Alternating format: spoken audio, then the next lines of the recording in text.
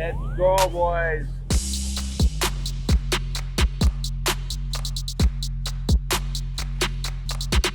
Oh gosh, dude, big one. Oh my gosh, I smoked it. Come here, good, chunky, largemouth. Oh, that's what it's about. You know, I'll tell you what, black and blue, you know, green pumpkin. Let's say one of my favorite little jig color combinations, especially when you get a little bit off color water. Black and blue catches them all over the country. Let this little guy go real quick here. There you go, buddy. Jig fishing is something that really catches bass no matter where you go. It's something that, the number one question I get asked as a professional angler is if you only had one bait to throw, what are you going to have in your, what are you gonna have in your line?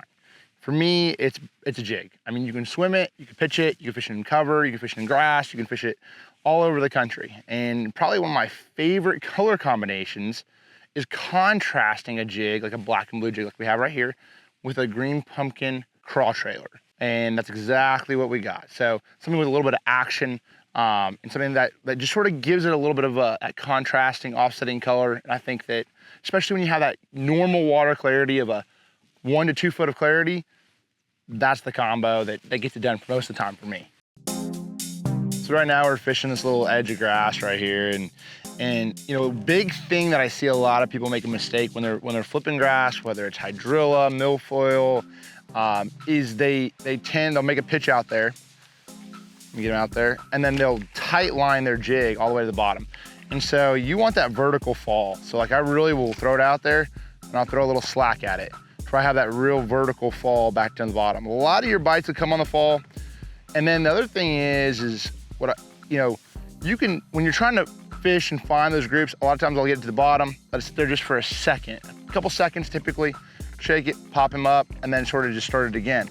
Now, if you get in a little zone where you feel something a little crunchy, a little hard, that's definitely the real areas for me is like, you know, keying in on something irregular, whether it's a thicker patch of grass, whether it's a hard spot in the grass, a you know, open hole, you know, something where it's more sparse.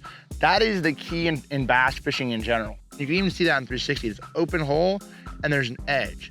That's really a key when finding groups of fish. Again, it's just something different. There's not really much in this hole right here, but they're really sort of setting up on this little edge. And that's these little ponds, even, I mean, everywhere across the country, it's really irregularities, okay? From day in and day out, doesn't matter what you're fishing for, where you're fishing in the country, irregularities, what will bass in those areas will really group up on or, you know, really gravitate towards. So that's sort of what I try to look for. If I can, you know, utilize my electronics, or I can sort of figure out and see what's going on, that really helps me dial in on what's really happening.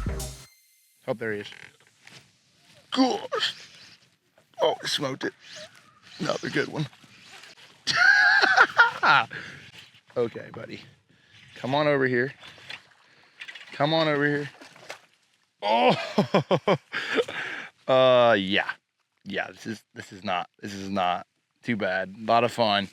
Another 3+ pounder. And you know, I gotta show you guys what's on the business end right here. For me, really comes down a lot of different things that you look for when you're picking a jig trailer. But for me, I really want something that has a lot of action. I'm really excited about this little bait right here. And one thing that is really important, it's a consistent action at slow speeds. That's what I'm looking for. Something when I can hop that jig, that I have a little bit of, you know, that little natural action. These little flappers kick, these little side appendages go, you know, flare out. And what it does is that they're thin enough where that water hits the side appendages, they're gonna reverse and the water's gonna push them down and it's gonna quiver. But those tight movements for me, I feel like over the years has been the action that generates more bites than something more aggressive. Especially when you get an older fish that's like, yeah, I've seen a few jigs out there in my day. He has to have something to entice the bite, and that's why I picked this trailer right here.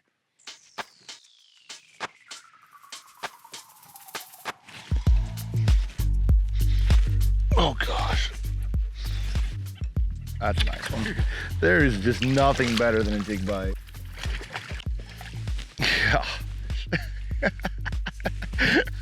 Just a beautiful fish. And that's exactly why you want to have them hooked to you right there, top dead center.